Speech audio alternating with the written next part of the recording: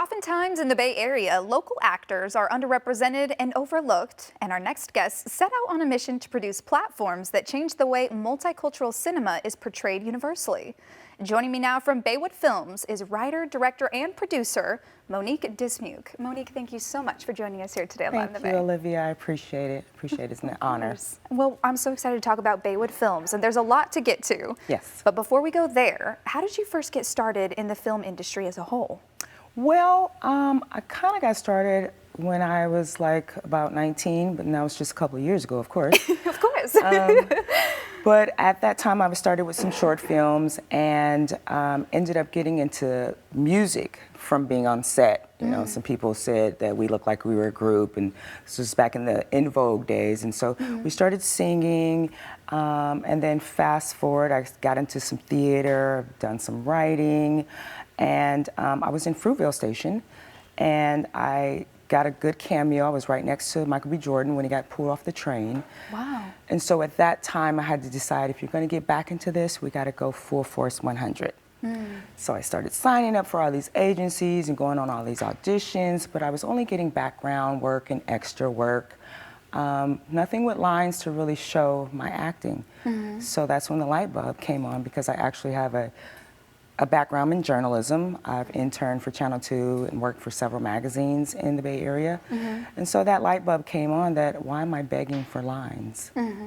Create.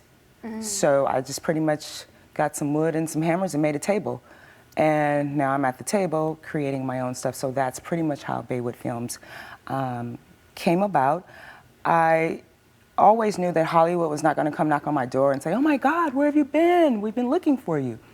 So I kind of coined Baywood after that. So if you think of the Hollywood sign, Hollywood, this is Baywood. Ah, I love that. So you don't always have to move to Hollywood to make it. You can actually make it right here, because there's a lot of talent in the Bay. There really is. And I'm so glad that you are giving a platform to so many, like you said, underrepresented actors out there. What is some of the work that Baywood Films has done and been featured? So my first feature film was called The Rapture. It's an urban gospel film, and that is now on Amazon, Tubi, and Peacock.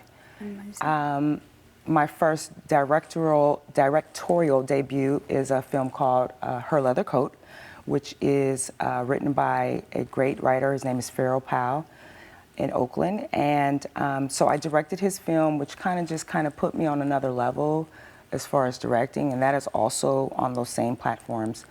And that just kind of led me to really thinking about a series, because feature films are great, but I think right now series are what really people are looking for. So this particular series, The Chase Lounge, that I'm working on, is about entertainers trying to make it in the business, which really reflects me, because I am actually every one of those characters in a sense. And so these are actors playing actors trying to make it in the business. So that's incredible that you've, again, like I said, given them that platform and kind of brought Hollywood here to the Bay Area. But who do you personally look up to? Maybe who's been an influence on your career so far? Wow, there's been so many people that have been an influence as far as actors when I was really in the trenches of acting, like Angela Bassett. I mean, there's so many that I could, there's a list that will go on and on. One of my biggest mentors right now, his name is Tommy Morgan Jr. He's been in the business for years. He has been coaching me to really understand the business more, because the business is actually, like, what do they say? It's 98% business and it's 2% show. So learning more of the business aspects, learning more of the background, Tommy's been very instrumental in that.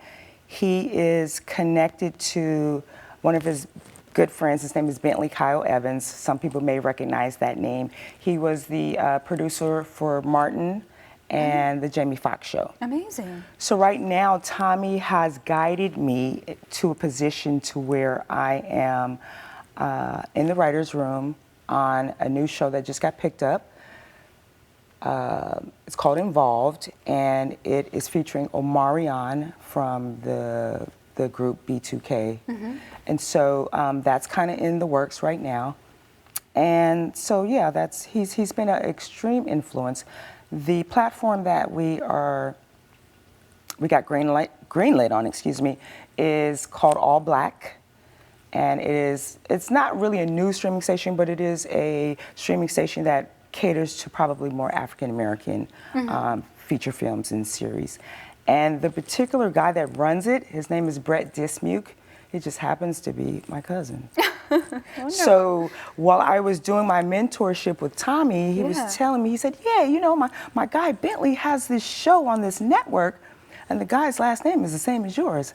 And I was like, yeah, that's my cousin. He's like, crazy. oh my God. And so now we have been able to implement to where we're all working together, and they've pulled me in into a show that is going to hopefully take everything to another level.